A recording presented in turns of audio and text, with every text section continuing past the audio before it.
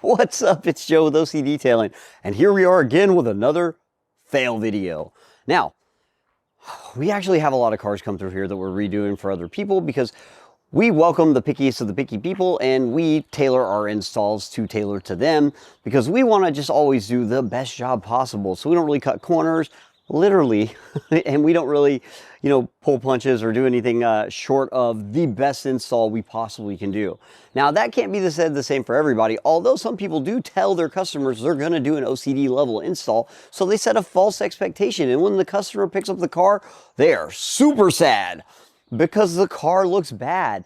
And now, let me explain to you the car behind me. The shop had it once for 4 weeks, and then again for 5 weeks. And the results?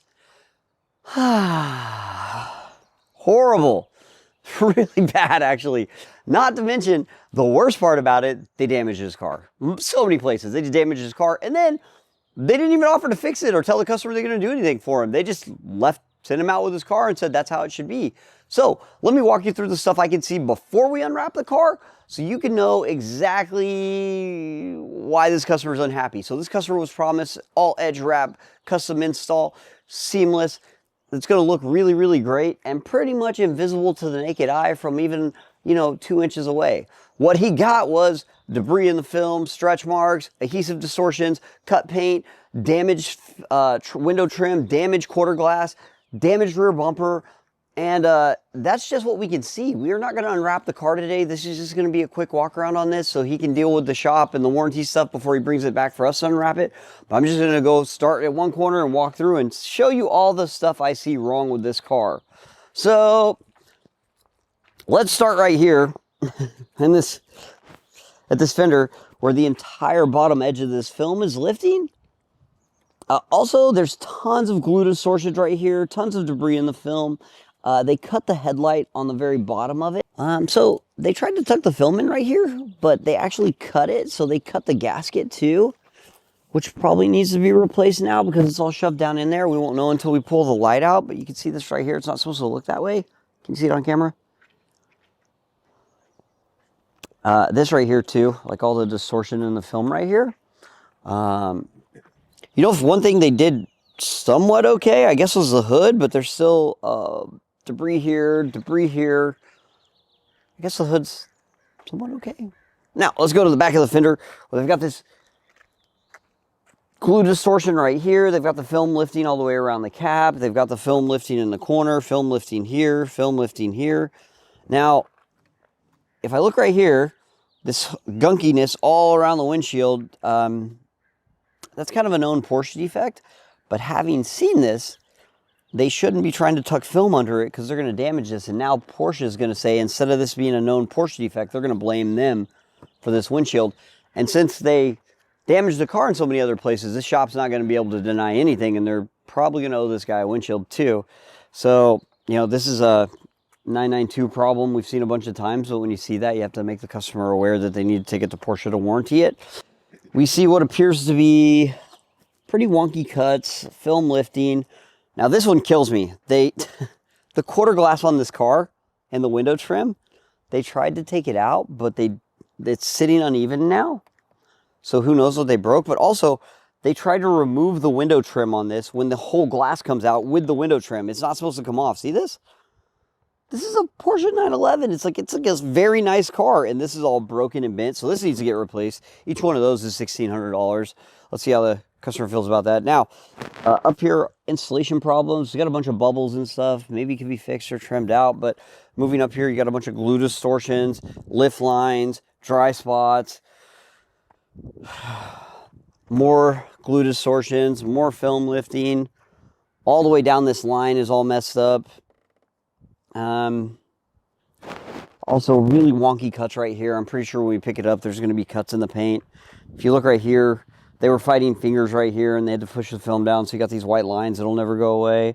Right here, I guess they didn't have a blade, so they chewed the film off on this edge. Maybe they used their teeth. So instead of cutting, they use their teeth. But that's probably a good thing because maybe now the film's not cut, right? Or the paint's not cut. Okay, now, the spoiler.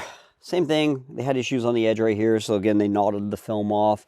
The whole edge right here is pretty uneven. They didn't wrap this black piece, even though they said they would.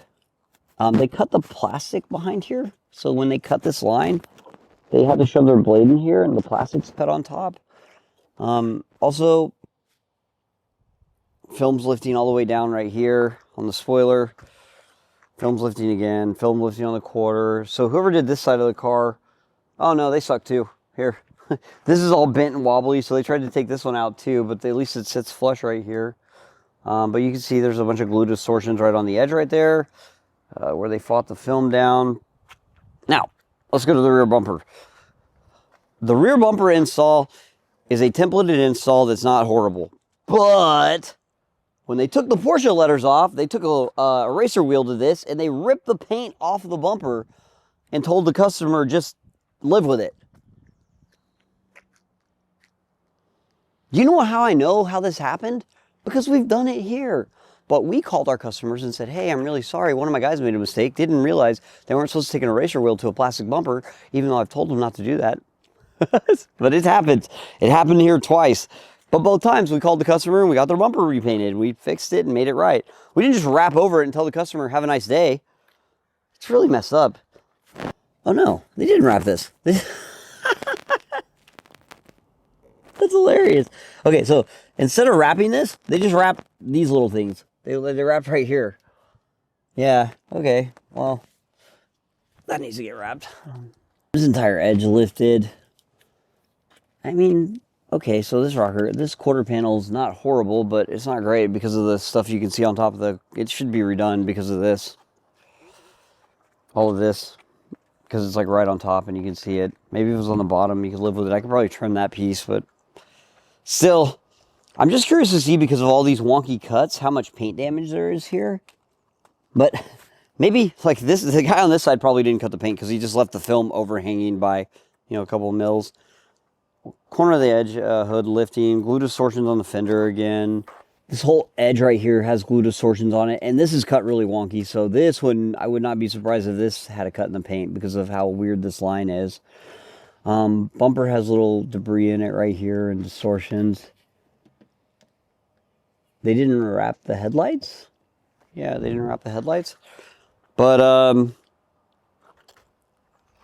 yeah, damaging both the quarter glasses, both the trims are bent. They damaged the window trim. They didn't, they damaged the rear bumper.